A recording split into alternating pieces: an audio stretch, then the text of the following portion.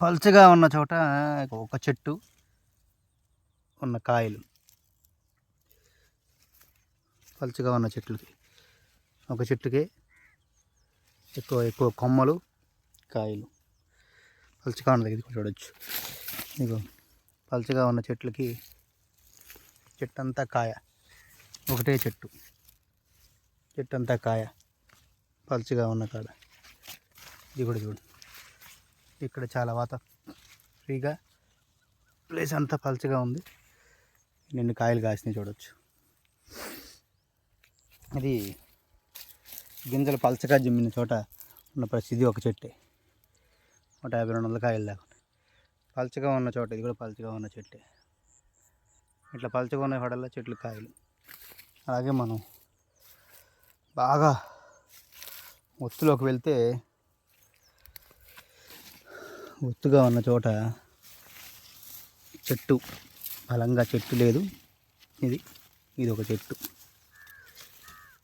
బలంగా చెట్టు లేదు. చెట్టు చాలా బలహీనంగా 10-15 కాయలు. ఇది బలంగా లేదు, 4-2 కాయలు. ఇది ఒక చెట్టు.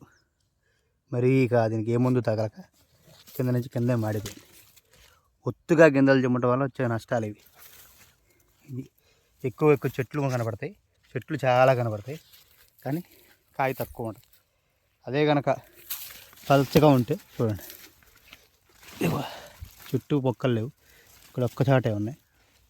దీనికి ఎన్ని కాయలు ఉన్నాయి.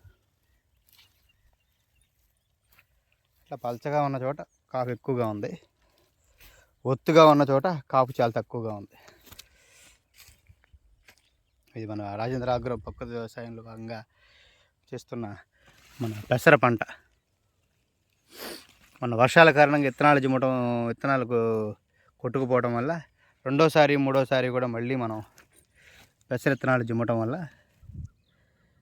బాగా ఒత్తు ఎక్కువైపోయి ఎక్కువ చెట్లు అవటం వల్ల బలం తక్కువై మనకి కాపు అనేది కొంచెం తక్కువ కనిపిస్తుంది. పల్చగా ఉన్న ప్రాంతాల్లో ఎక్కువగా కాపు కనిపిస్తుంది. ఇక మీరు తయారైపోయిన పెసర కూడా చూడవచ్చు. ఇది తయారైపోయిన పెసరకాయలు.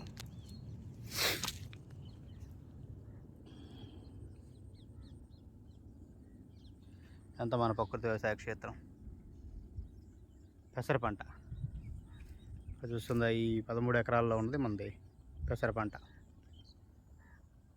Rajendra agro farms, Rajendra naturals, Rajendra naturals, మీ రైతు బుట్ట. ఆఖరి దశలో ఉంది, ఇంకొక 10 రోజుల్లో కంప్లీట్గా పూర్తి అయిపోతుంది.